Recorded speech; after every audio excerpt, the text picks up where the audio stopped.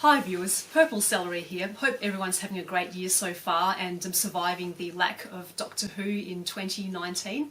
Speaking of which, in Doctor Who's absence, I've been watching or re-watching a bunch of other shows, including The X-Files, which was one of my favourite shows when I was a teenager growing up in the 1990s.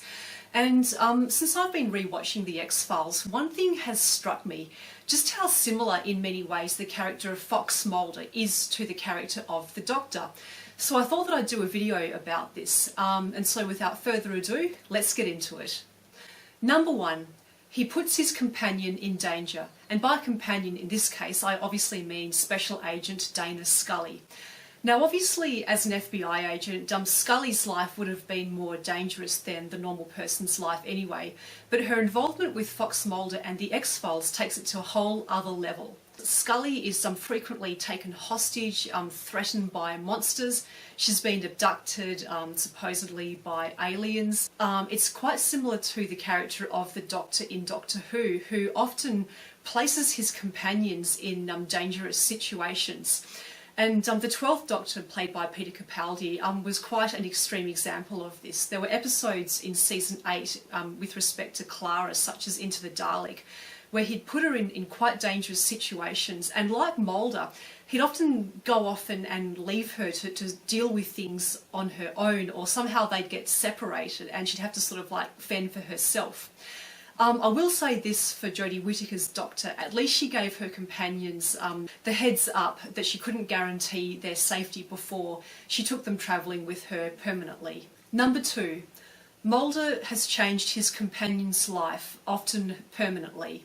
In this respect, I mean that because of her involvement with Mulder, Scully's eyes were opened to quite a large degree over the course of the X-Files. She saw things with Mulder that she never would have seen otherwise, aliens and monsters and the paranormal. In many respects, before she met Mulder, Scully's life was relatively run-of-the-mill. I mean, she had her career on track as a doctor in the within the FBI. She was going on the odd date or two. Chances are she probably would have married, had a few kids, settled down in suburbia somewhere. But because of the X-Files and Mulder, that was basically thrown completely off track. So I've already mentioned Scully being abducted, but I'll also add to that list the fact that her ovum were harvested. For a long time she thought that she couldn't have children naturally, and then she discovered that she did have a daughter, a biological daughter who was 3 years old by the time Scully found out about it, and then of course the daughter died, which was quite traumatic. She then had to give up her son William for adoption because otherwise his life was in danger.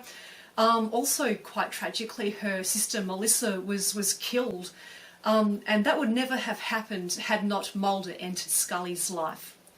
Similarly, with the Doctor in Doctor Who, he changes his companion's lives in ways that are positive but also tragic. And by positive I mean he takes them travelling, gives them adventures, expands their horizons. This was most acutely seen with the character of Rose and to a lesser extent Martha and Donna. Their lives were portrayed as being quite humdrum and a bit boring and bland, and the idea was that the Doctor showed them things and gave them a sense of wonder. But the Doctor also permanently altered his companions' lives. So, for example, Rose was trapped in the parallel universe.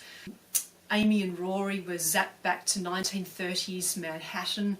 Clara was basically killed in a trap street, and even though she was able to get a TARDIS of her own and a companion of her own with the Shielder, she was never able to return to her normal life on Earth. Number 3.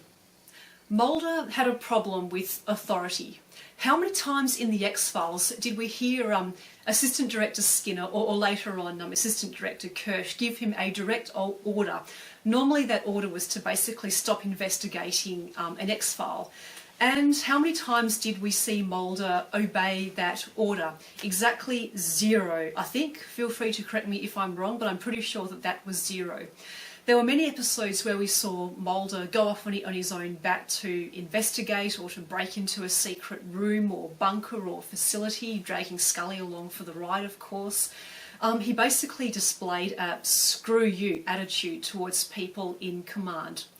And I see this as very similar to the Doctor, who also has a bit of a problem with trusting authority, with trusting those in charge to do the right thing. And again, we saw this in episodes like the Zygon two-parter in season 9, where it was clear the Doctor didn't really trust Unit a whole deal to, I guess, not create a war. But the Doctor in general also has a bit of a problem with the military. And just in general, the Doctor also sort of displays that lack of respect, I guess, towards those in positions of authority. Number 4, Mulder can be a jerk. Now, it pains me to say this because I do love the X-Files and the character of Mulder, but there were so many episodes where he was rude to Scully. He was just so dismissive of her opinions. And I could kind of understand this because technically Mulder was right in many respects, but there were also episodes where things were flipped, and these were episodes that had more religious paranormal overtones, where Scully was the believer and Mulder was the skeptic.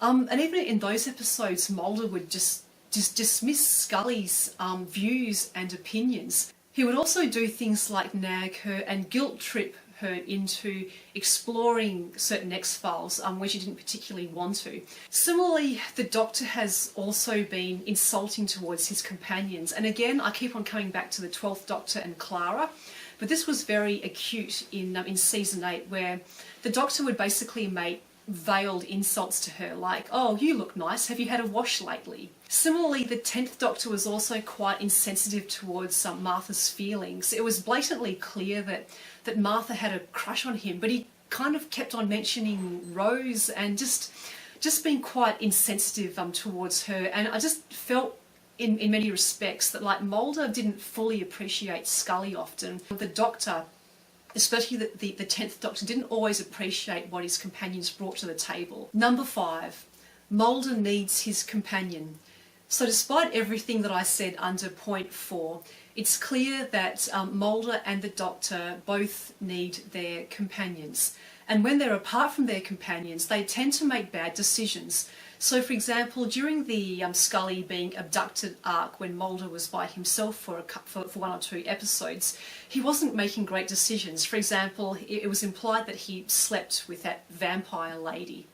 Similarly, it was clear in the 1998 movie Fight the Future that he was really reluctant to continue on with the X-Files without Scully's involvement. The Doctor struggles without a companion around. He has a tendency to go too far, such as in The Water of Mars, where he tries to be the Time Lord Victorious. It's clear that both Mulder and the Doctor are quite needy in this respect. And even as recently as season 11 of Doctor Who, it was quite clear that the 13th Doctor really wanted Graham and Ryan and Yaz to keep on travelling with her. And she didn't hide her pleasure when they made it clear that they were really keen to keep on doing that. Number 6, Mulder would go to the ends of the earth to save his companion.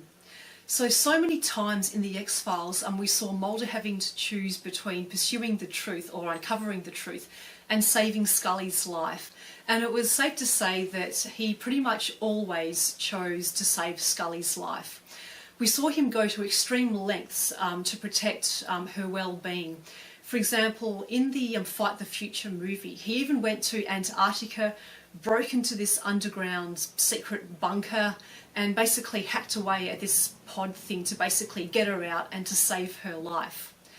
Similarly, the Doctor also will go to extremes to save the life of his companion. And we've seen that in episodes like Heaven Sent, where the Doctor punched through this wall made of something stronger than diamond in an attempt to save Clara's life. So whatever the case, I think it's safe to say that, like, Mulder will usually always have Scully's back, and the Doctor will usually always have his companion's back as well. So that's about it for this video. If you can think of any other ways that Mulder is like the Doctor, please feel free to add them in the comments below. If you disagree and you think that Fox Mulder is nothing like the Doctor from Doctor Who whatsoever, I'd also love to hear your thoughts about that. Even though there's no more Doctor Who this year, I am going to try and do a few more videos, maybe about other TV shows. If you want me to do more videos about the X-Files, more than happy to consider that as well. If you've liked this video, please give it a like, leave any thoughts or comments below, subscribe to my channel if you haven't already, but otherwise enjoy the rest of your day and I will catch you guys next time. This is Purple Celery, over and out. See you next time.